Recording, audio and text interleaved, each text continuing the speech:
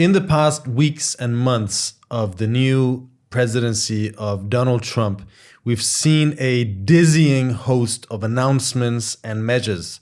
Nations have been threatened, tariffs have been announced, then rescinded, negotiations have been raging about the Ukraine war. The confusion has been enormous. Trump has signaled that he was going in one direction only to change his mind only a few hours or days after, only then to change his mind once more. And we see the picture as it is. But amidst this to and fro, one element has remained constant in his policy, and that is his hostility towards China.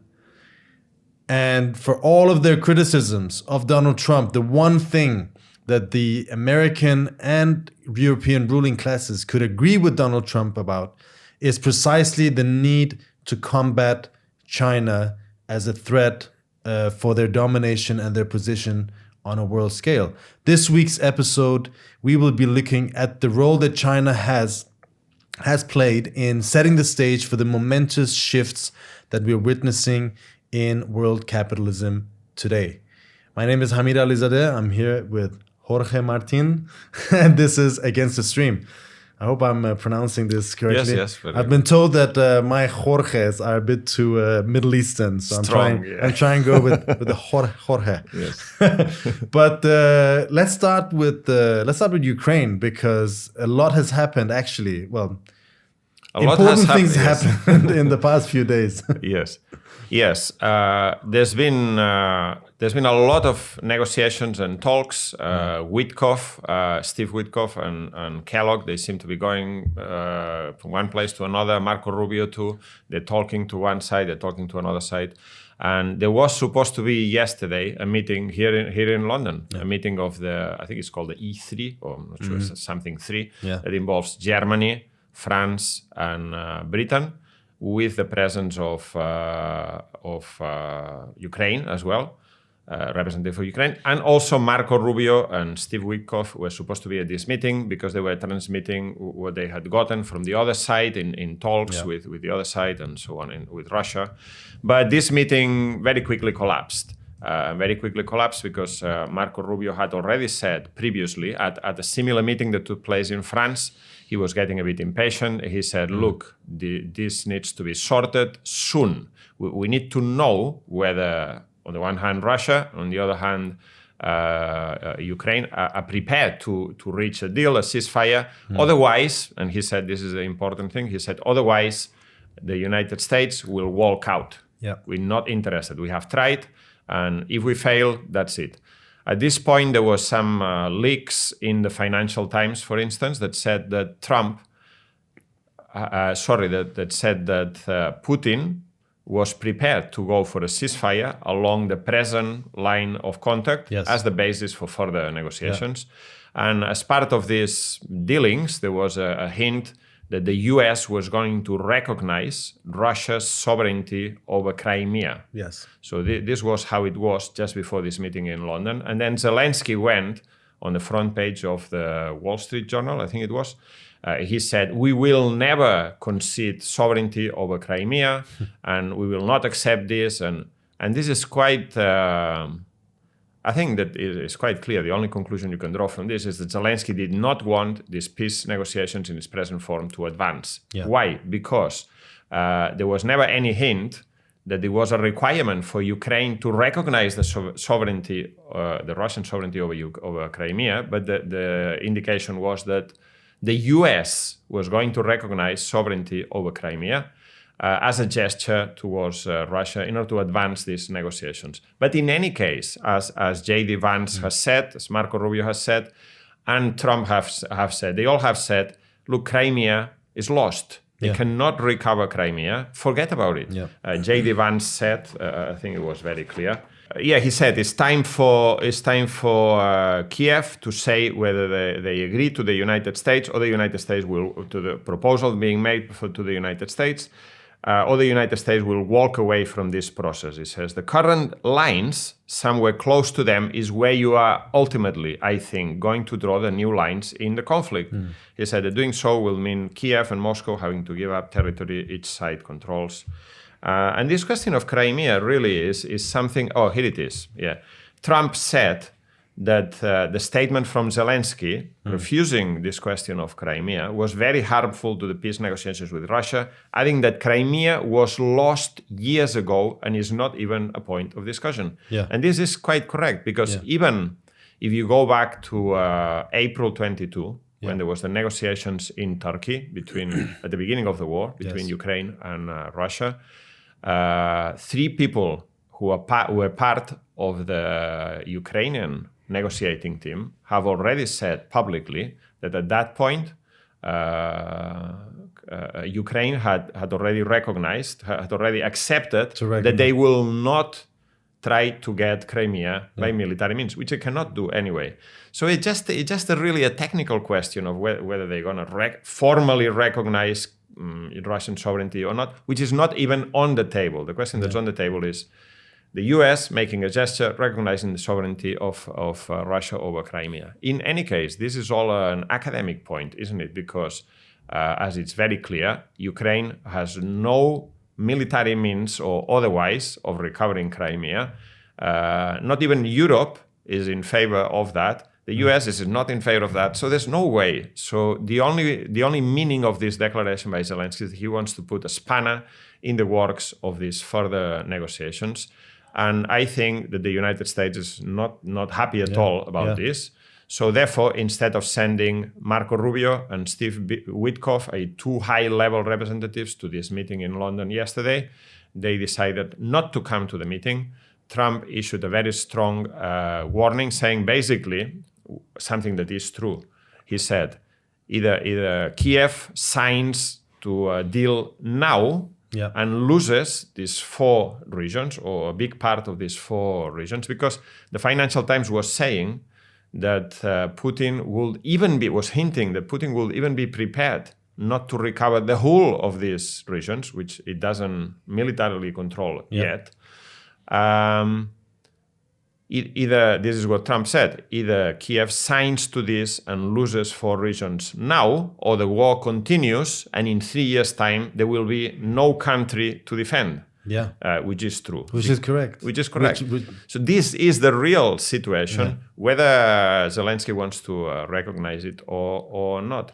And so I think that this is the state, the position that the negotiations are at. I don't know what Zelensky is playing at. There are two possibilities. One is that he's trying to completely wreck the negotiations, blame Russia, although now the blame seems to be on his side, blame Russia, and then somehow force the United States to remain involved in this, or the Europeans to continue to be involved. But this is very difficult. This is why Marco Rubio was very clear. We're going to walk out. I mean, we have tried. If we fail, we'll walk out and you sort it yourselves as you wish. And then is either that, or somehow he thinks that by being difficult, by not agreeing to the terms, by putting up a fight publicly and all of that, he will get maybe some slightly better terms that he can then sell in Ukraine. But I don't know, whatever game he's playing at, the truth is that he is now preventing the continuation or the further development of these peace talks, which will only put Ukraine in a worse position further down the line. I remember I was I was visiting Iran, my home country, after many, many years of having left there as a child. And I went to a market, and there was a bazaar guy. And the Iranian bazaars, they know about negotiations, you know. And I was in my early 20s. And I remember I wanted something, and then obviously he gave me a very high price. And I kept going, and I said, no, I don't know. And then he brought it a bit lower. And I just left, and I kept coming back and leaving. And then at the end, he just said, well, okay, I'm not going to sell it to you. He was holding the cards. I wanted whatever he was selling. But you see, it's very simple. Trump has made reference to this. He said, the man with no cards is now refusing to sign. It's clear to me that Zelensky is a bit delirious. Either he's supremely stupid or he's delirious, or probably both, actually, because the only outcome that this tactic can have is to keep the US involved, keep the Europeans involved, and force them somehow to clash with Russia. That's what has been his MO the whole time. And he was saying a few months ago, yes, I'm ready for negotiations. He's not ready for he's not. How can you be ready for negotiations when you are clearly losing the war? Ukraine has been thoroughly defeated. It's not, yes, the army has not collapsed as such, but they are increasingly coming to shorts. This is what we see now. The Russians are advancing in one area or the other very rapidly at any given time. So what you see is that they advance and then the Ukrainians bring troops there. But because they're taking those troops from elsewhere where they're needed, the Russians just shift and then just advance in that place. That's a sign that the Ukrainian army is kind of creaking, is coming apart. And on every level, there was this, I think you sent me a report about German arms use in Ukraine, where, the Leopard 2 tanks, or Leopard tanks, in general, German tanks are supposed to be the best in the world, even better than the Abrams. And, the old version had too light armor. It can't be used really because it's just going to be penetrated with whatever the Russians are going to set it. The new one was too expensive to constantly repair. And in a battlefield, you need to repair things So these tanks, these enormous tanks, were being used as artillery. Pieces, yeah. And this was, this is just to clarify, this was a report from the German army, an internal report of the German army of the performance of the weapons in the Ukraine. And they basically it was just a list of failures. Yes. And then you have the French Excalibur artillery shells, which are $50,000 a piece, which are supposed to have 100% or 95% hit rate, which is a lot for artillery. And as soon as the Russians figured out how to jam their GPS, they fell to less than 10%. Yes. And you have this with loads and loads of things, NATO equipment. They've been defeated. And in fact, Putin saying, okay, I'll maybe rescind some of my demands, is a present, is a concession by Putin. It shows, the Russians have said before that they are willing to make concessions even on these things if it means reaching a deal, as long as it's not their red lines, which is Ukraine and NATO, and they want a non-militarized Ukraine basis. That's not a threat to them. But they won't accept this. Now, the other part of this, the way I see it, is that Trump also needs this deal. One, he wants to present himself as the peace president. So far, he said he was going to sort this out in 100 days. First he said 2 days. Deadline's coming up. Yes. First he said in 48 hours. Then he said 100 days. That's coming up at the end of next week. But he's also got a whole lot of projects, none of which have been fully finished, and he needs a victory. Furthermore, there's the other side, which is the real topic of today's episode, which is China. That from the point of view of American imperialism, and we're not proponents of defenders of American imperialism, but from their point of view, this war has been a complete disaster. First, they've been humiliated and they've lost militarily on the ground in Ukraine. But secondly, they've pushed Russia and China closer together.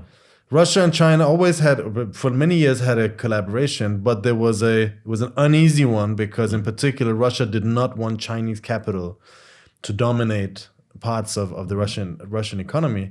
But now they're collaborating. I just saw that there was a massive rise in Chinese auto and engine exports in particular. Why? Because all the European companies pulled out of Russia, and the Chinese companies are pushing in.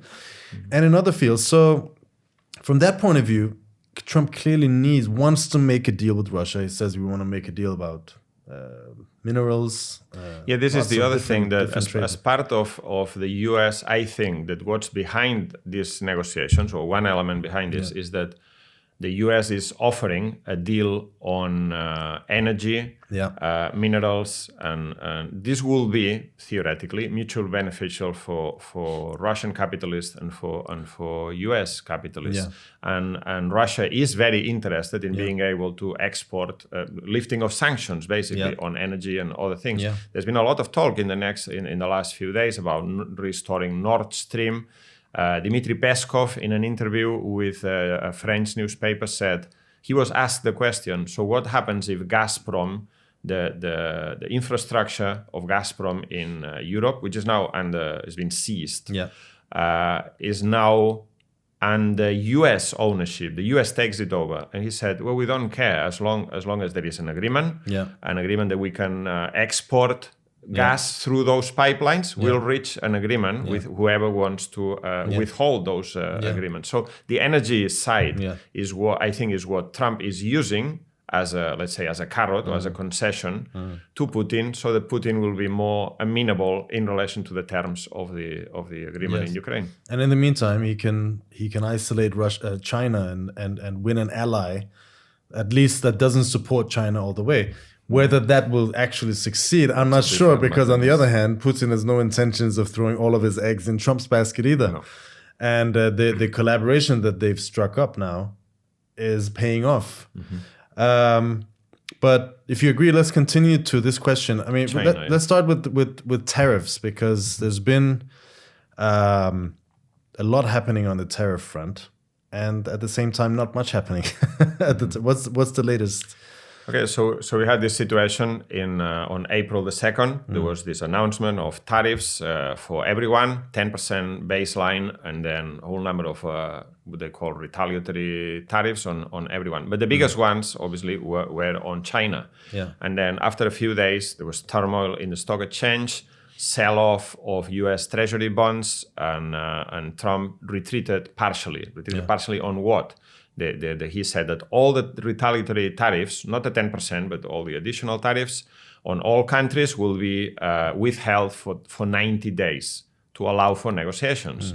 But the ones he didn't rescind or pause were the ones on China. On the contrary, he kept increasing the tariffs on China to 145%, which is, I think it is 125% retaliatory tariffs, 20% the so-called fentanyl tariffs. Plus then he said there's a sector-by-sector tariffs on special products from 7 to 100%. 100%, I think it's obviously electric vehicles, which were already tariffed 100% under the Biden administration. So it means that for some products now the tariffs are tariffs on China, US tariffs on China, for some products are 245%. So he's kept those. I think that's the main point. And he's also made some concessions on consumer electronics and things that the United States needs to import from China, can't import from anywhere else at the present time.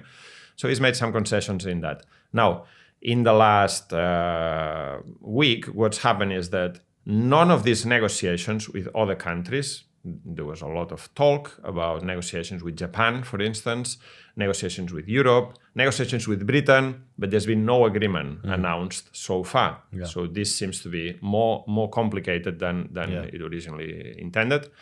Then the other part of this is that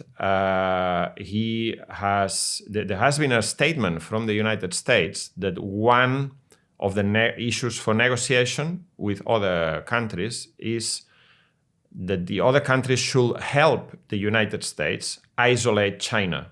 So obviously China is now not able to export to the United States, so wants to reroute some products to other countries and so on. This is going to create more crisis in the world market. But the United States wants other countries, as part of the negotiations, to commit not to help China, i.e. not to take the products, to isolate them, not to sell them, let's say, advanced microchips and things like this.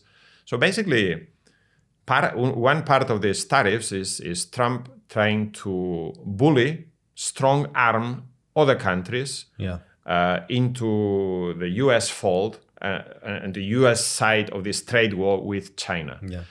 And then finally, one more thing happened in the last couple of days, I think 2 or 3 days. There's been a number of statements from Besant, the Treasury guy, from Trump, and from J.D. Vance, I think the Vice President. They all said 145% tariffs on China is too high. This will not remain like this. And we are confident that we can reach a deal.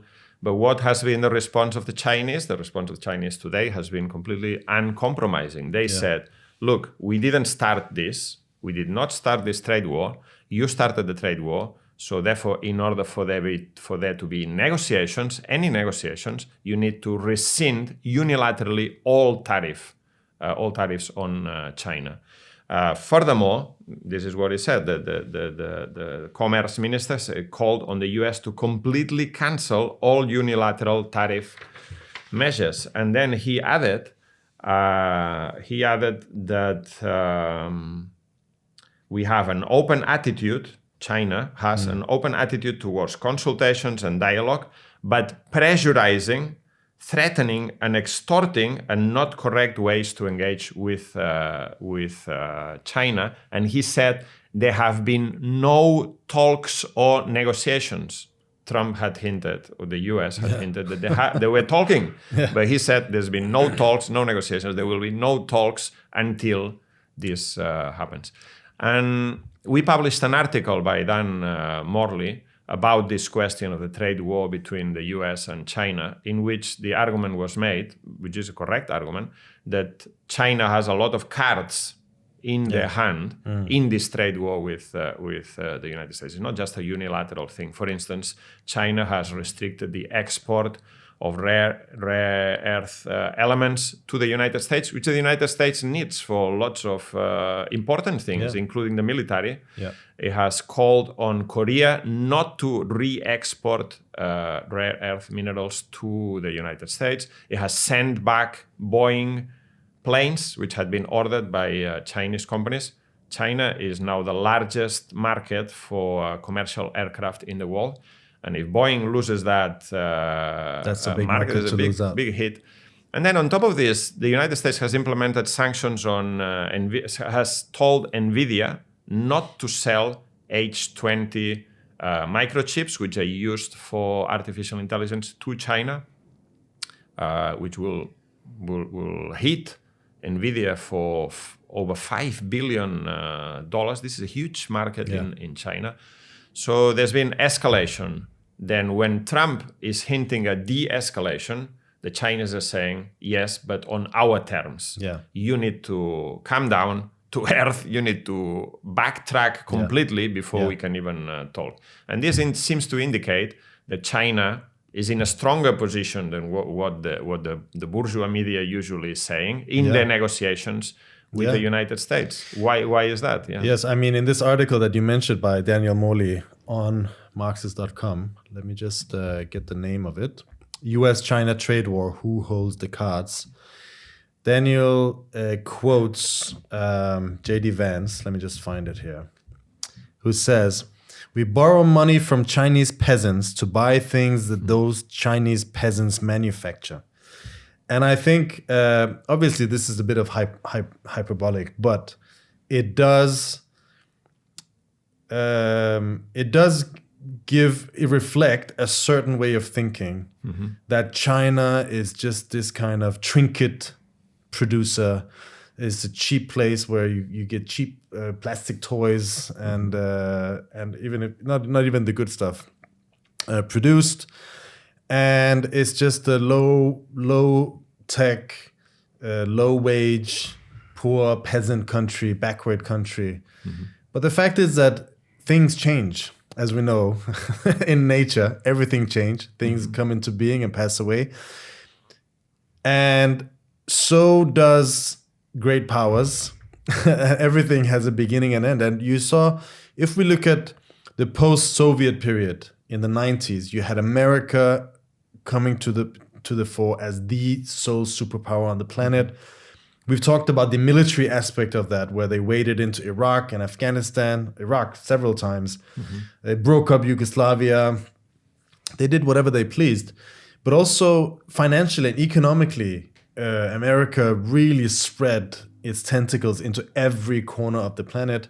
The Eastern Bloc, of course, but most importantly, China, which did become this hub of cheap production. And for Western capitalism, this was at a time where where capitalism was reaching a limit. It was nearing a crisis. So the opening up of new markets was incredibly beneficial for them, not just for investments and profit, but also to bring cheap goods back to sell to Western workers, and also to keep Western wages down, to make basically Western workers compete with Chinese workers. So this was a way that they stabilized the system with. But in investing in China, Trotsky talks about combined and uneven development as one of the fundamental laws of history. And obviously there's a lot of examples of this. But it is also that you can have a more advanced power developing to a certain level, but then becoming sort of ossified. Sclerotic. And at the same time, you can have a more backward power taking a starting point at the level of the more advanced power. But because it's not weighed down by all of what the old, so to say, foundations of the greater power, it can advance more rapidly. And what we saw in China was, on the one hand, yes, a market ripe for capitalist development. The Chinese opened their markets, but also because they had laid the foundations for the development of this through the planned economy, through after the Chinese Revolution, there was a planned economy which developed Chinese industry and infrastructure. The foundations for an advanced economy was really laid during those times. And obviously then they started moving towards a more capitalist direction, opening up of a market, opening up for private property, private investments, but maintaining a strong central state.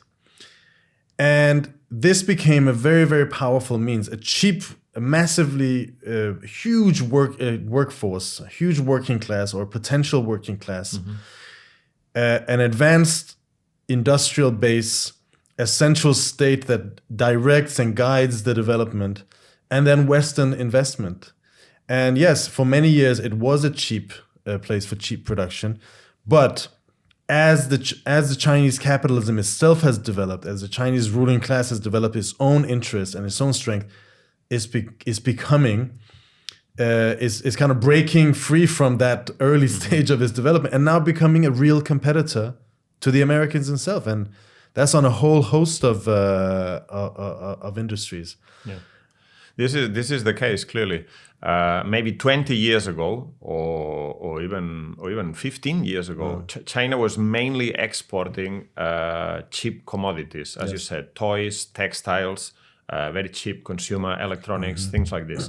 But what happened is that with Western investment in China came the most advanced technology was used in these factories.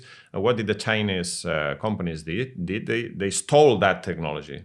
Yeah. It's called technological transfer. Yeah. But in reality, they copied, they stole industrial secrets, they broke IP rules and everything. And so they started developing on their own basis, with also state direction, as you said. In China, still the main banks are state-owned, so they can be directed to give loans to companies, loans for research and development. Yeah. The state has an industrial policy over many years of industrial development.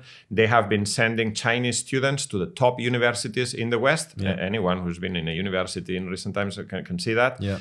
To study at the top laboratories and in technical institutes, and then bring back this knowledge to China. Yep. And as you say, combined and uneven development has played an important role in this, because let's say, for instance, a country where there was never a very strong internal combustion engine car industry, has now leaped forward and massively implemented electric vehicles. Yeah. Yes, through state subsidies and so on, but also because of this factor, because the introduction of new technologies where there wasn't any old technologies is simpler, more easy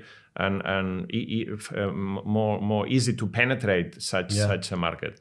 And now the Chinese companies have become, in some fields, not only competing head to head with Western technology, but being the leaders in terms of production, but in terms of technological advancement in a whole number of fields. Yeah, I mean, as you said, the question of the state, the research and development budget of China, or the amount that China spends on research and development, is around $730 billion per year, which is almost on par with the United States. Yes.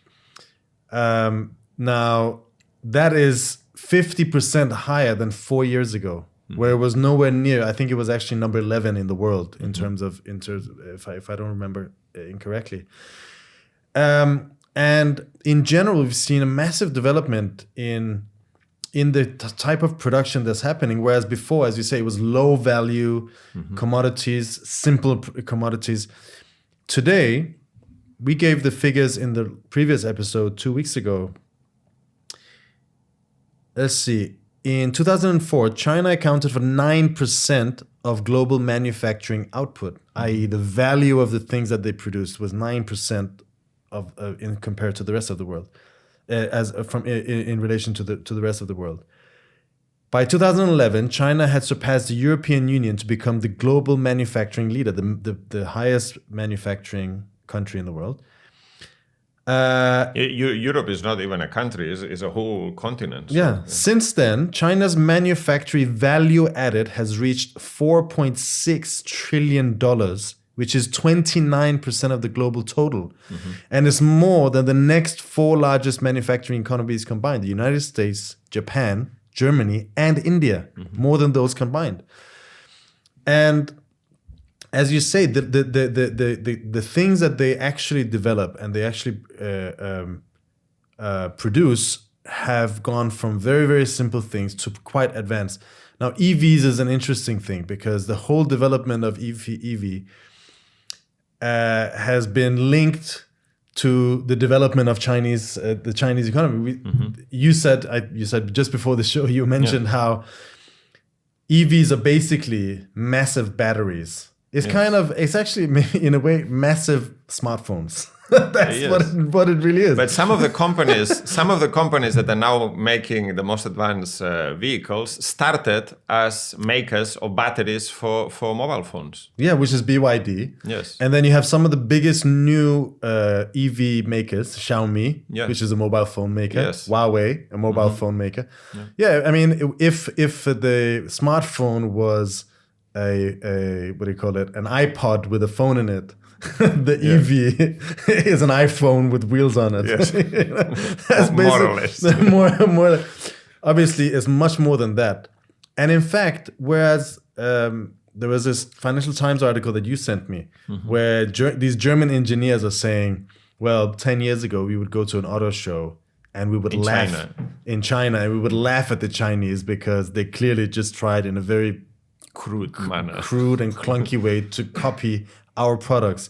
Yes. But today we are copying them. And the Financial Times actually has quite a lot of articles about this. But in fact, today, the European automakers, which are some of the most advanced and most highly productive automakers in the world, are actually creating joint ventures with China, with Chinese startups, in order to get ideas of how to organize their production and how to develop their cars, which is exactly what China was doing. The opposite. 30 years ago. And Stellantis, in fact, has made a deal. It's actually licensed one car from one of the Chinese EV makers to producers and it has sole, licensing right for production and sales of it in Europe and the rest of the world. So they've developed to such an extent that the Europeans are now forced to run to go to them, to beg them, to give them their technology and designs and so on. Same thing happened with Tesla, isn't it? There was that famous video clip, which is not so old. I think it's just five years ago, where Elon Musk was laughing at BYD and the cars and so on. Now BYD is the world's largest electrical vehicle maker, surpassed Tesla on a systematic basis. Yeah. Now they've introduced a new type of battery which charges in 5 minutes. So even though Tesla still has some advantages over long distances and there's some advantages to the Tesla models, but BYD is now not only cheaper, but also technologically competitive with Tesla, and in some aspects superior. Because, for instance, the recharging of an electrical vehicle battery is a crucial part of how you're going to use a car, isn't it? So, and in fact, Chinese automakers are now, China is now by far the biggest auto producing country on the planet. They're exporting cars all over the world. They're outproducing and outcompeting Western car makers. It might be that China is now locked out of the American market, and the Europeans are trying to lock them out as well. Though they're not not quite succeeding. On the basis of 100% tariffs in the United States. What does that tell you? It doesn't tell you that the United States is confident they can beat BYD in a fair fight, but it tells you that they are completely scared that these cars are gonna. They can't. In Germany, they just closed the Wolfsburg factory of Volkswagen, which was it was a jewel in the crown of Volkswagen. It was the highest output car factory in the world. BYD is setting up 2 factories of the same size now next to each other in China, and in Japan now they're feeling the Japanese car makers are feeling the threat, and EVs in particular, the Chinese have completely destroyed. And this is a new field. So whereas the Europeans are still going to produce combustion engines, but in the EVs, the Chinese have no competition. Behind, And even the problem is also, this is what Volkswagen and many of the others were saying, well, even when it comes to normal combustion engines, they actually don't want Europe to put tariffs on Chinese automakers. Why? Because they have a lot of their production in China. Even Volkswagen and all of these produce a lot of their cars in China. Tesla is produced, quite a lot of Teslas are produced in China. But there are other fields as well. There's in green energy, in solar panels and wind energy. The Chinese are now the leaders of the world. I remember a few years ago, they were going on about Chinese pollution. Yes. In reality, they didn't care about Chinese pollution. They just wanted to stop Chinese industry. That's why they were talking about this green tariff, so to say. But now they're not talking about it anymore because they're more polluting in some cases than the Chinese. Antibiotics, you were mentioning. Nuclear power stations. China is now producing more nuclear power stations than the rest of the world combined. And they're the first to implement the 4th generation nuclear power, which apparently is a lot safer and cleaner than the old ones that has certain safeguards. But again, they're actually advanced in this technology from the rest of the West. And also nuclear fusion, that's right. which is where they are on par, if not more advanced than. I mean, it's quite difficult to figure out who's ahead in that race. They are definitely investing more in it than any other country. And the other sector that they are dominant on is 5G mobile telephony infrastructure. So you think of Huawei as a phone maker, which was hit by tariffs a few years ago, or rather by export bans of certain microchips and so on. But in fact, Huawei's main business is 5G infrastructure. And if you remember, there was a big hoo-ha about so-called national security, and the United States put pressure on the UK not to allow Huawei to bid for 5G infrastructure deal. The same Huawei CEO was arrested in Canada.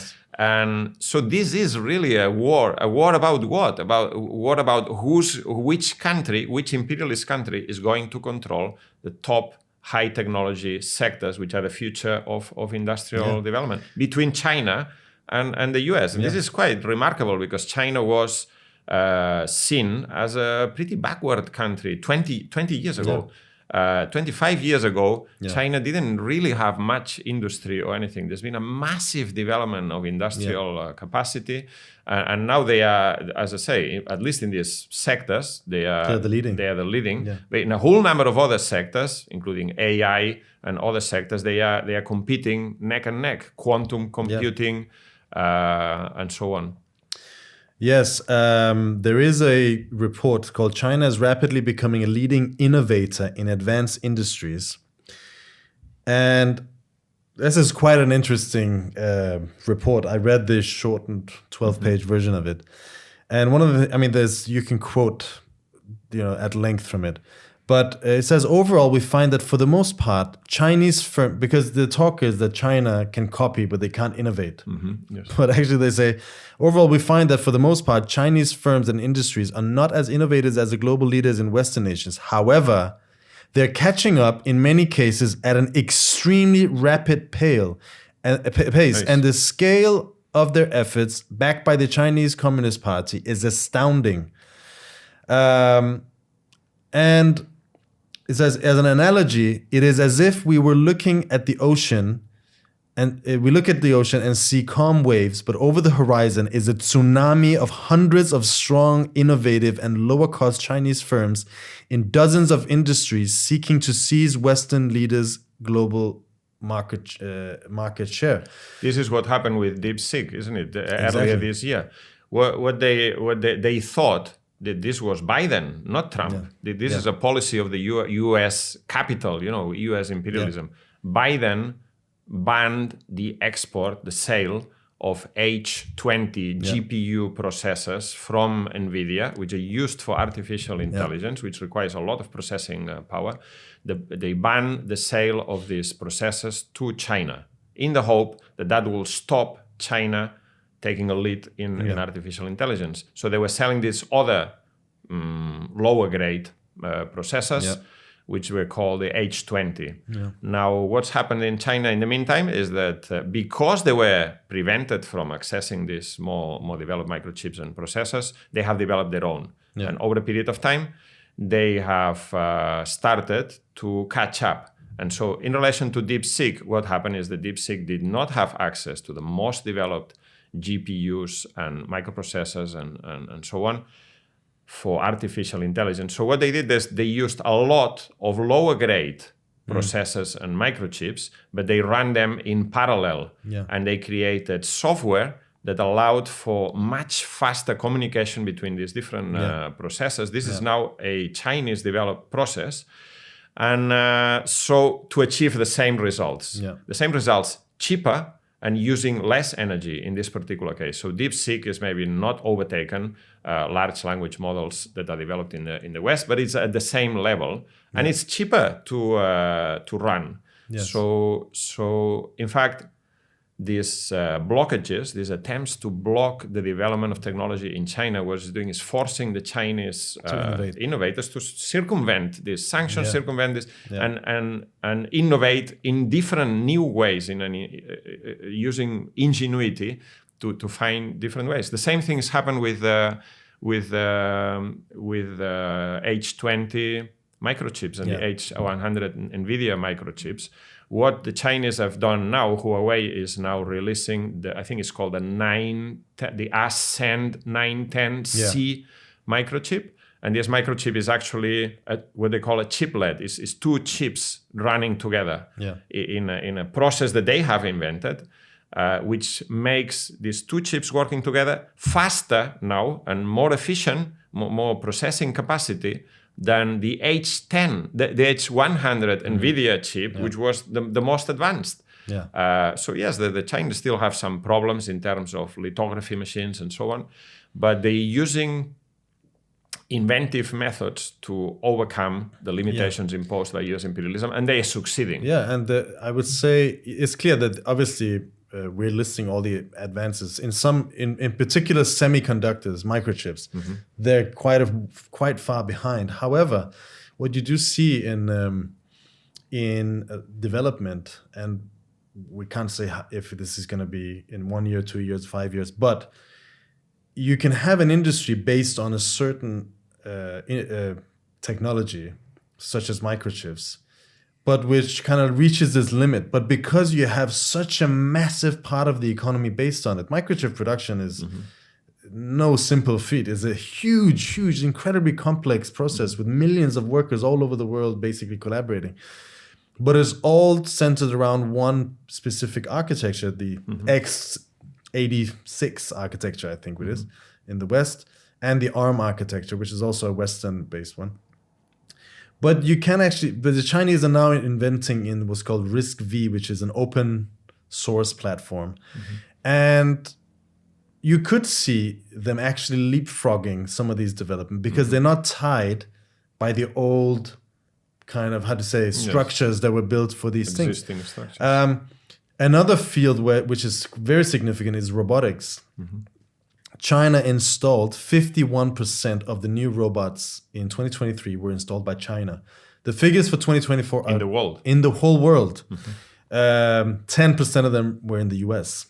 In fact, in the US and Europe, you see stagnation or slight decline in robots per worker, whereas China has just consistently accelerated their pace. They are now, in 2023, they were number 3 as workers per robot, I'd say robots per worker, behind South Korea and Singapore. But they are definitely, it's the biggest country with the most amount of robots, and they have accelerated. So probably they would overtake those countries. And what we see now is a massive new investment in humanoid robots, which I think combined with artificial intelligence will become very important machines can be used in all sorts of production. And this is we're not at a stage where they're stagnating or leveling off this development. They're actually doubling down, which means what? Which means that labor productivity is going up massively in all of China.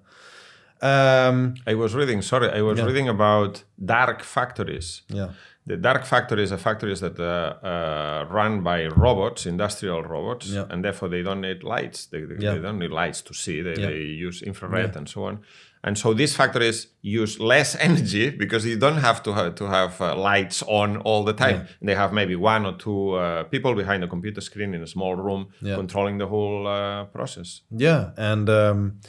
And that's something that you can do in China because you're building on a relatively clear base. That's right. You don't have the old. Whereas, I mean, we can get to that now in Europe and the West. What you do have is a sclerotic system. Now, I was looking at some figures for investments. I'm just gonna get. While you look at this, it's something you said earlier about whether Europe will impose sanctions or tariffs rather on Chinese electric vehicles. And there's a division in Europe. There's some companies saying, no, we cannot do this because then they will retaliate. We're also trying to sell in the Chinese market or produce in China. But other countries, like for instance Spain, they're saying that they are against tariffs on China because they want trade with China. And they want China to invest in Spain in order to set up plants for electric vehicles, electric vehicle batteries, and so on in Spain. So now we have China, which is formerly a backward country, exporting capital and investing in Europe in order to take over the European market. And European countries going with a begging ball to say, no, please invest in my country. And another country say, no, please invest in my country. We'll give you better conditions. And I would say at the basis of this, there are 2 elements. One is that China is building from a clear base. Clear slate. And the other thing that we talked about is the role of the state. Because here we see again how obviously China has not solved the problem of capitalism. China opening itself up to the market and becoming a capitalist nation does not mean that it's going to continue upwards and upwards forever. They broken the code. We'll get to that later on. There's certainly contradictions in the Chinese economy and in Chinese society. But it does show the limitations of private property, the limitations of the market. Because what you have is essentially in Europe, why we're going to get to this question of investment. Investments are declining in the West, are declining in Europe, because private companies don't find places for profitable investments, not many of them at least. Whereas in China, you have a state that can actually, from a more strategic perspective and not one immediately based on the immediate profits of the owners, go and say, okay, we need to invest. This is what they did. They had the Made in China 2024. They designated a whole series of industries, which is more or less the ones that we read out. And they said within 10 years, we want to be world leaders in these industries. And they've more or less made it. Achieved it. In many of the fields, they have achieved it or are close to achieving it and moving in that direction. This type of long-term thinking is the opposite of what you have in Europe. And this is because, well, in China, it's been mainly because the state has been taking the helm. Not only has it been able to actually act in the how do you say, opposite to the wishes of the individual capitalist. A lot of these businesses are running on a deficit, in fact. They can do so because they get subsidies from the state. Loans from state-owned banks. Yes, but also because it's a state and it controls the market of a massive economy, they can move around huge amounts of capital according to the needs. This is not a planned economy, but it does show what a plan and more general planning can achieve compared to an anarchic market that just balances on the basis of supply and demand. And in fact, if you look at it, many capitalist economies, many advanced capitalist economies were built in this way. Yes. Okay, there was the original way in which capitalism was built in Britain or in the United States through small producers becoming bigger. But once you reach the monopoly stage, it's impossible to go back to small investment. Like, for instance, if someone wants to get into the field of lithography machines, which cost 300 million each, you can't start from your dad's back garden, can you? Yeah. But take South Korea. After the Korean War in the 1950s, the United States imperialism decided that Korea, which was a backward peasant, South Korea was a backward peasant country, needed to develop industrially. Otherwise, there will be a communist revolution. Yeah. And so they told that there was a dictatorship in South Korea, and the dictatorship said, okay, we're now going to develop this as an industrial economy. And how did they do it? Through 5-year plans. They had 5-year plans. It was a planning of the economy, but it was a lot of state intervention. And the state said to these private banks, they said, you must invest in these industries. Yeah. And these industries were told, the chaebols, the industrial conglomerates, they were told, you must create a shipbuilding industry, a car industry, a steel manufacturing. And they did, because if they didn't do it, they were put in jail. These were the private owners of these companies, but they didn't decide what they were doing. The state was telling them. Yeah. So it just shows you a glimpse, as you say, of how the planned economy is superior to the anarchy of the market and the competition. And in these cases, for political reasons, the state intervened to dictate the economy in order to achieve certain results, which will have certainly not been achieved in any other way. Japan was similar. The industrial development of Spain under the Franco dictatorship was similar. There was what they call the National Industrial Institute, which was investing in steelmaking, shipyards. And in Britain, after World War II, when the economy needed to be rebuilt, what did they do? They nationalized coal, steel, mining, and electricity, energy generation, and the railways. So all the basic infrastructure which is needed for the development of capitalist industries were taken into the hands of the state in order to allow for the development of private capital. Yeah, and as opposed to the long-term thinking that the Chinese capitalists are able to do now, we see the exact opposite trend in the West. In fact, we see, you saw the post-World War II economic upswing, which lasted up until around the mid-70s. You see massive investments in productivity, in new industries, in science, and so on. In general, in fact, even then, there was an element of central planning, as in the capitalists agreed that, obviously things were going well, so they could agree to sit together. They had governments and so on who had a certain level of influence, strategy, and they planned in years and decades, right? Trotsky talks about the British capitalists in his kind of vibrant, youthful days. British capitalism used to plan in decades and centuries. Mm-hmm.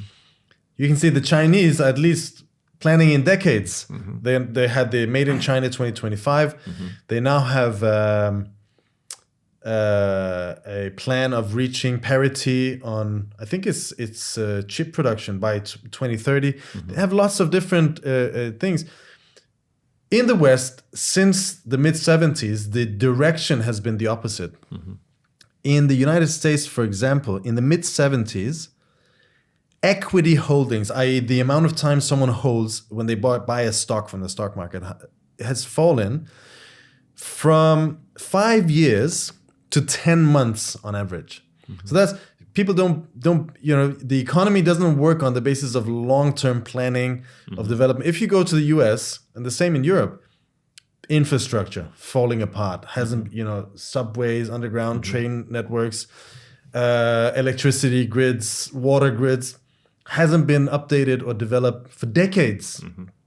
And instead what you have is massive financialization, the stock market rapidly. Short-termism. Why invest billions in a factory where you might not see a return for 10 years? And that industry might even go bust. Yes. It might not even become something. Why bet on EVs when it might be something else? Hydrogen cars is going to take off. It's too risky. When you can just put your money in stocks, and you see in the past 30 or 40 years, it's just been going up, up, up. Mm-hmm. They've been doing these stimulus packages, mm-hmm. and no one has used that money to actually invest. Stimulus packages and ultra low interest rates. What's they've been used for? Speculation. Yes. Stock buybacks, pushing the stock prices high. It's become a decrepit rentier-based economy. It's not. Mm-hmm. We're not glorifying Chinese economy versus the West. China has had an extraordinarily high level of investment to GDP for decades now. 40%, still to the 41, 42% to this day. When investment to GDP in the United States, I think is about 20%, and in Europe is similar, 20, 22%. That's a sign of parasitism, clearly. Obviously, it also means that they have a huge amount of overproduction because they don't have a working class that can buy all those things, which is why they're dumping their goods on the world market. But there's another element which is monopoly capitalism. You have in the West, you have these monopolies developing and fusing in many ways with the nation state. In Germany, for example, you have Volkswagen and all of these German car manufacturers, which are completely fused with the state. I mean, the German state, I think as Wolfgang Münchau calls it, a auto state or something, auto manufacturing state. Which does what? Which helps it protect its market, which helps it against any form of competition, so that it doesn't need to innovate, so that it can just live off of whatever is, old achievements, so to say. Mario Draghi, who wrote this report last year, the Draghi report, which actually talks about this. It says European capitalism is falling behind. Essentially, if you had to put a Marxist wording to it, it would say, we're not developing the means of production.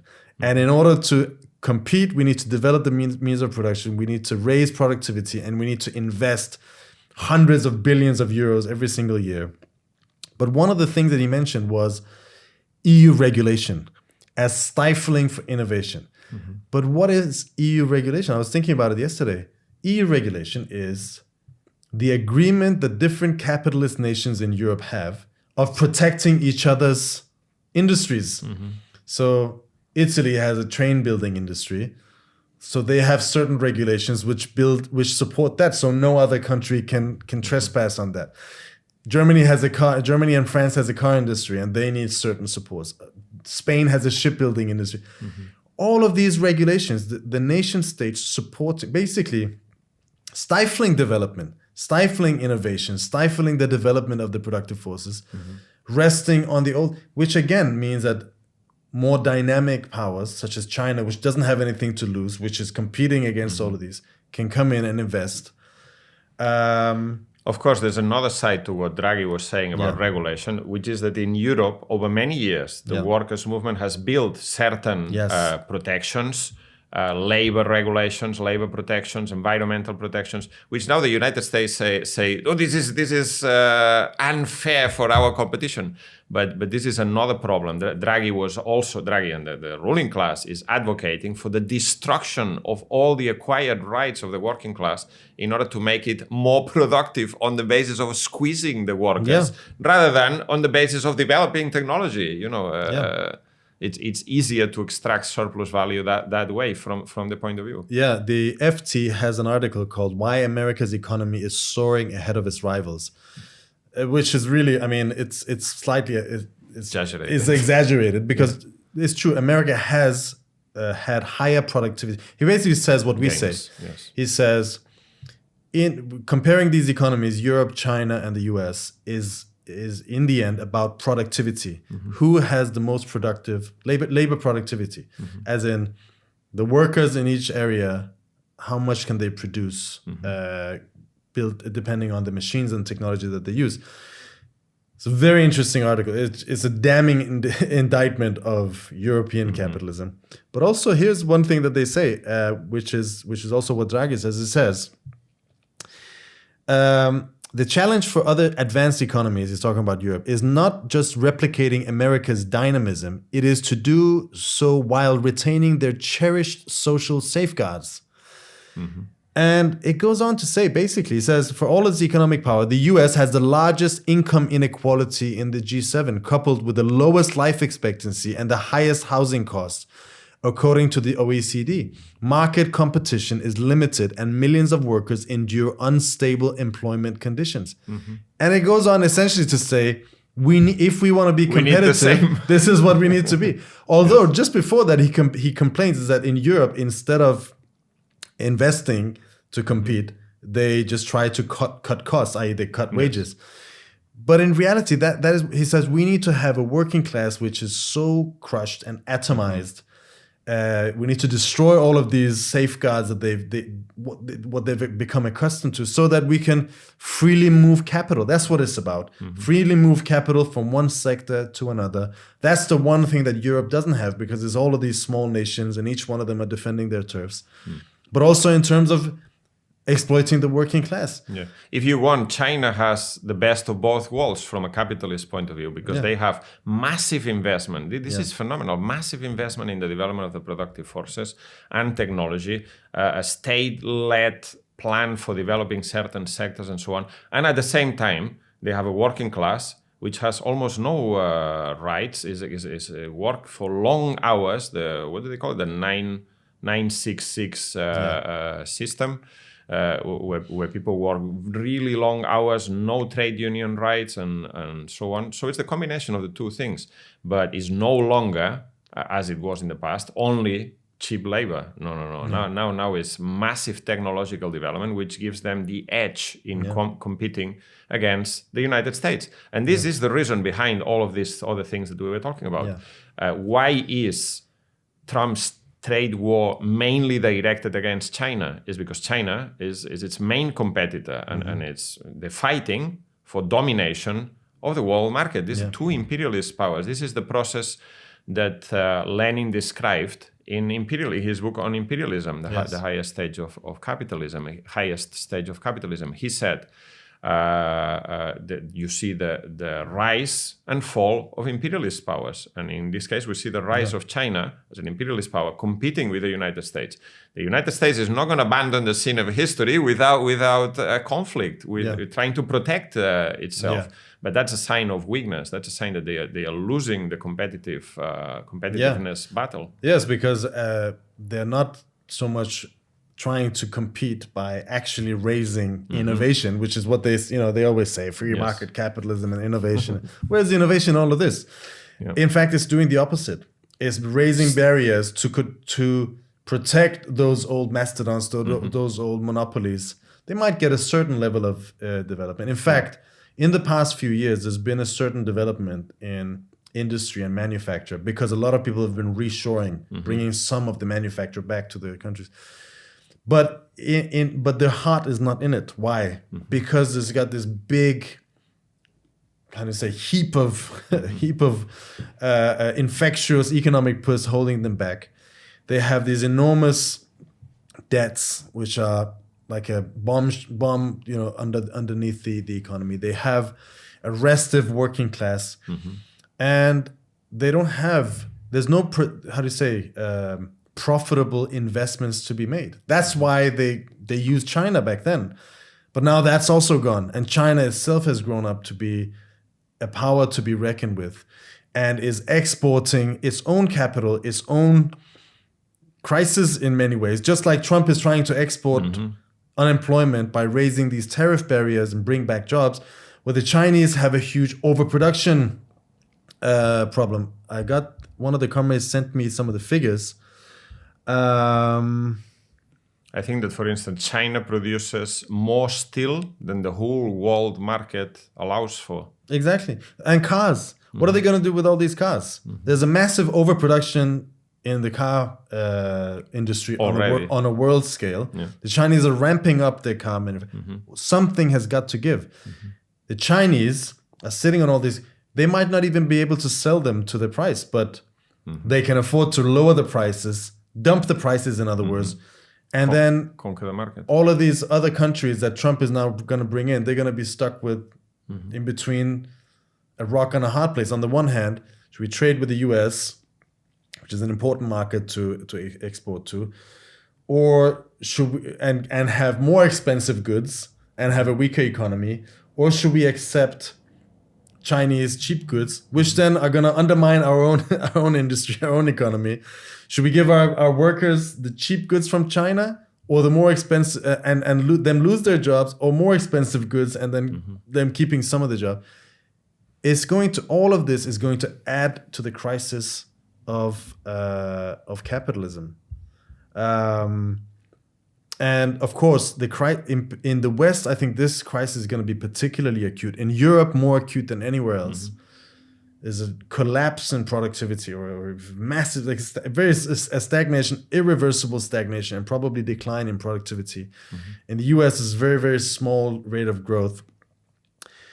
And we're going towards a very, very deep crisis. China, on the other hand, this is the other argument, because you see that there's a lot of people who say, okay, it's up and away. China is doing well. China is advancing on all of these fields. Has it solved the contradictions of capitalism? And obviously, I think we can't say that, because just the fact that there's overproduction is precisely a sign of capitalism. But when there was a planned economy, in a planned economy, you don't have overproduction. You just reallocate resources from one sector to another.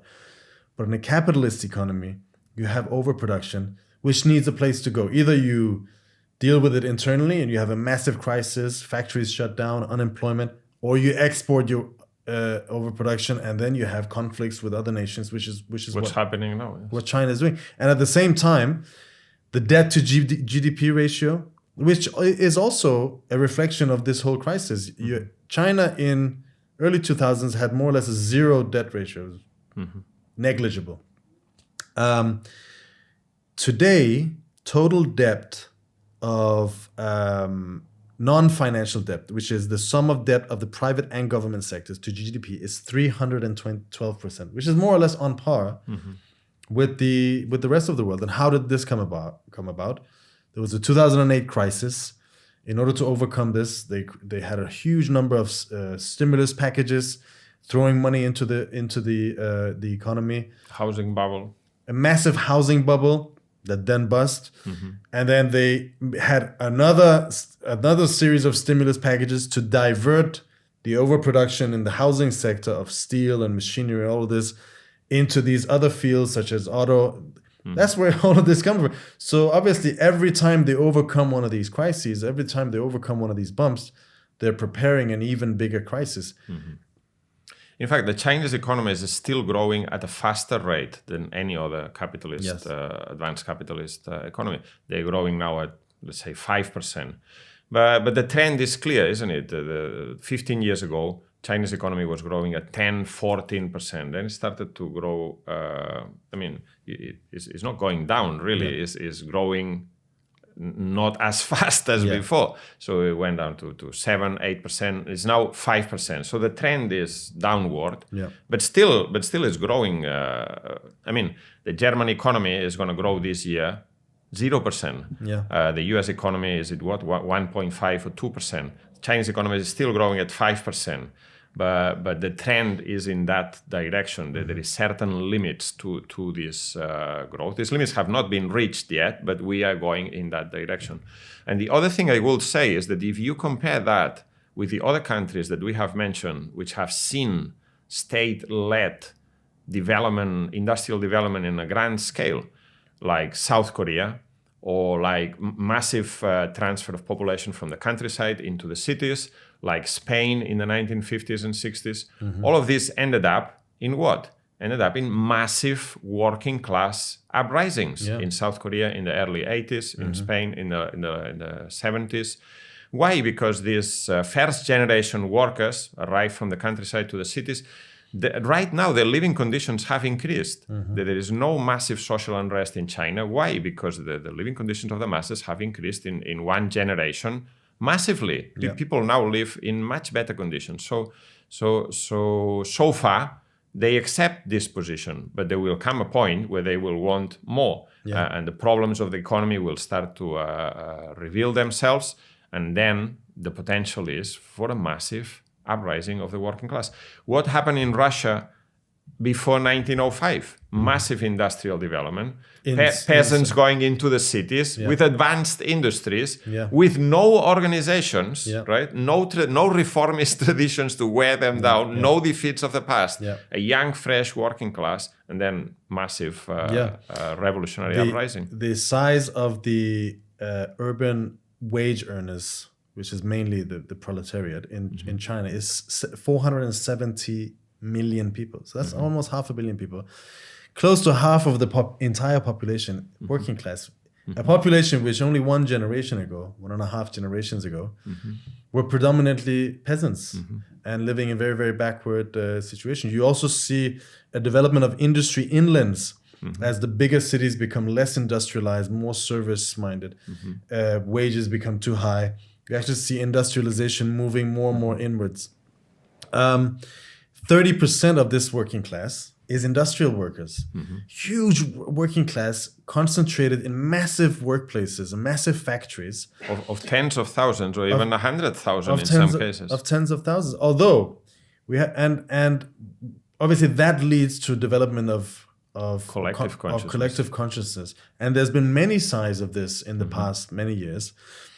There is another, counterweighing factor, which Alan Woods was saying in a meeting we had this morning, which I thought was quite interesting, which is what we have now is a war against China by the collective West, led by Trump. But whether he was there or not, that was what was happening. That was what Biden what the situation was leading towards. It's an attempt at America to reestablish its dominant position, at crushing China. In the last analysis, it's an attempt at pushing China back into its subservient position. What is that going to say to the Chinese workers who remember imperialist oppression, not just by the Americans, but also by the Japanese, by the West in general?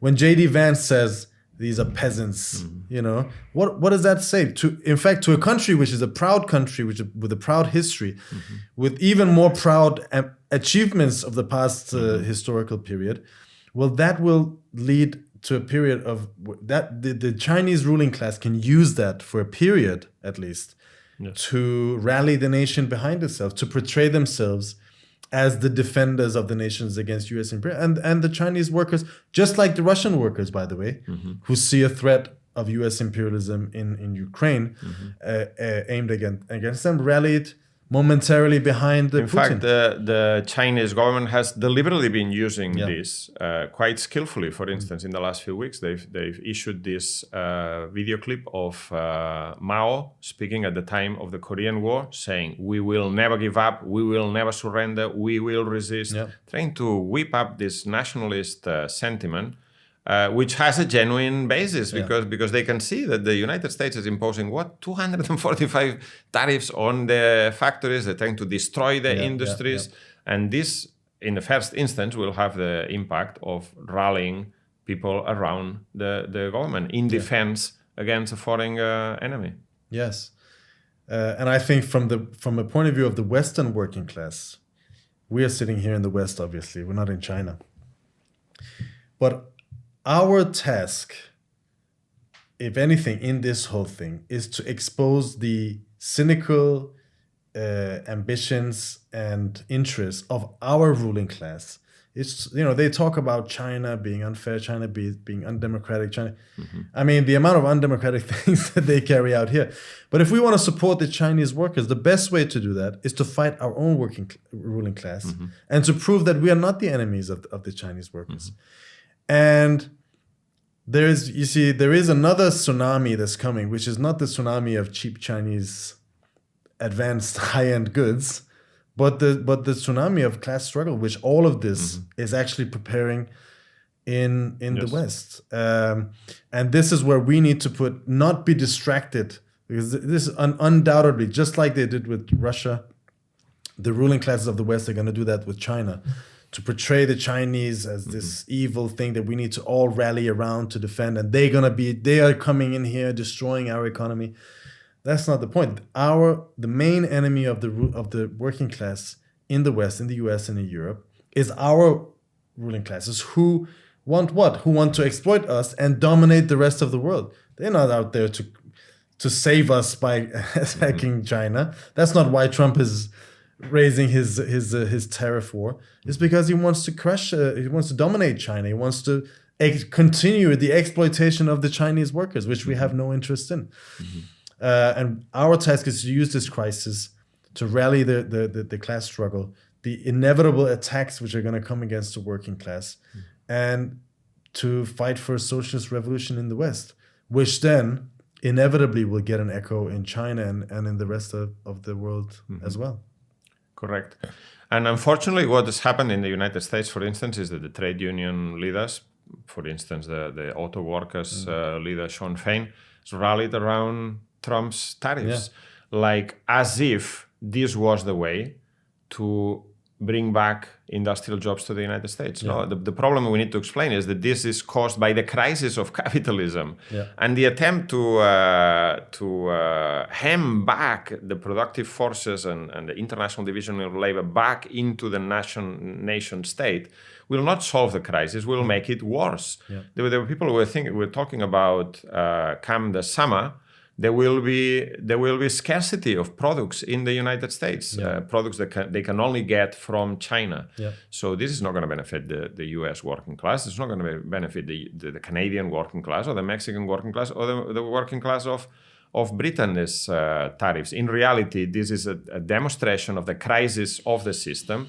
We should be advocating the expropriation of the capitalists everywhere and the democratic planning of the economy, which will allow for massive development of the productive forces and therefore the living standards of workers everywhere. Today, there's no reason why people should have no houses or no jobs, where there should be cuts in social spending. Education. We could all have humanoid robots. Education, crumbling. We could have humanoid robots to do most of the heavy lifting, and massively reduce the working week. And the capitalism, humanoid robots means job losses, job loss, unemployment. And the socialism, a planned economy, it means a life of leisure. A massive reduction of the working week so that people can develop as real human beings. People can learn how to play an instrument, how to speak a foreign language, travel around the world, develop themselves in many different ways, learn how to play chess, and and anything, develop themselves fully as human beings, men and women who are developed in all aspects of genuine human life.